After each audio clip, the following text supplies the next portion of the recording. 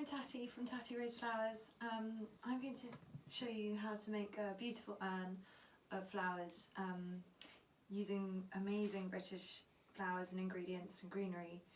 These are from the Real Flower Company, and I'll talk you through some of the things that we're using. I've started just to give a bit of a backdrop to it already, but before I go too much into the mechanics and the and how to put it together, I think the one of the first things to think about when you start doing any flower arrangement is how you want it to feel or make other people feel.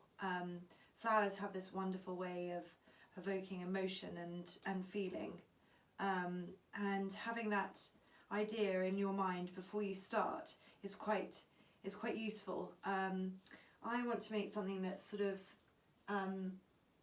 gentle and loose and wild, yet sophisticated and elegant, and not too twee. So I've chosen this really lovely container, which is actually plastic, but I sort of inherited it from someone, and it's got drainage holes in the bottom, so they would have used it for plants, but and so it's not waterproof. So to start with the mechanics, what I've done is I've used 3 small buckets. These are sort of, I think, used for mayonnaise or something like that. Filled with chicken wire, and usually take the chicken wire in.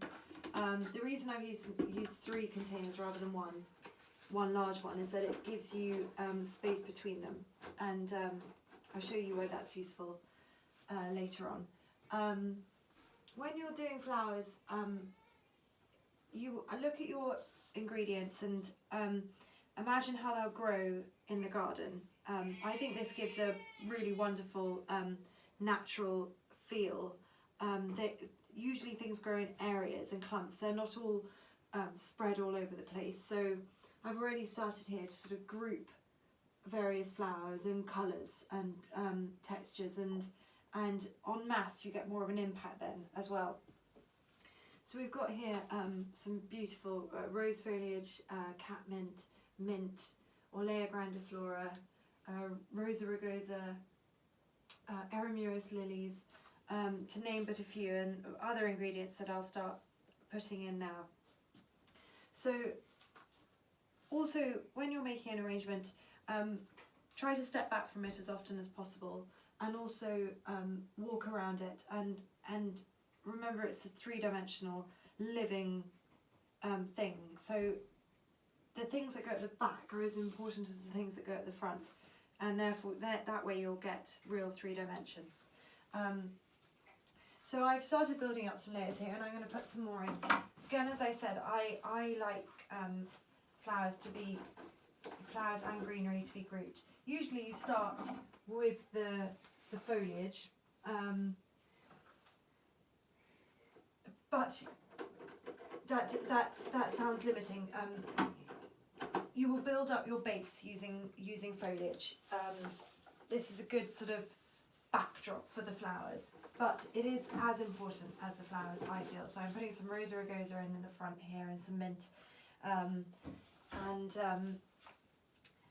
for this arrangement, I want it to feel, as I said, sort of gentle and soft. So although I've got some really wonderful coloured, beautiful roses here, these whoppers, amazing flowers from the Real Flower Company, I'm actually going to stick to a slightly more neutral palette. I used all the colours in a window arrangement I did earlier, but for this I've got this amazing Margaret Merrill rose, which really is one of the most beautiful things. It smells incredible. I love a rose with an open face. And again with these, it's lovely to have them grouped together, as that's how they'll grow. And when especially with roses, you want to imagine putting them in. Imagine that they are growing. They always sort of slightly touch. They follow a curve, and they're never growing. They're never at the same length or point. So do cut or bury your flowers in. And as I said, make sure that you get. It's as important to get things at your leading ladies at the back as well as at the front. So here in Go My Roses, make sure they're in deep and touching water, and to keep stepping back. Some here at the front. And then I'm going to add in some of this amazing pale yellow scabious, which I just think, I love yellow in flowers. I think it's probably much like dahlias and sunflowers. There was a sort of stage when yellow was not very fashionable, but I absolutely love it. And these are, scabious are one of my favourite flowers.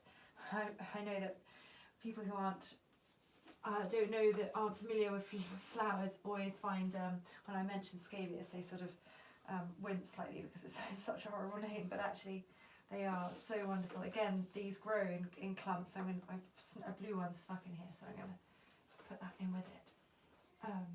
These gentle hints of colours and blocks of flowers. A few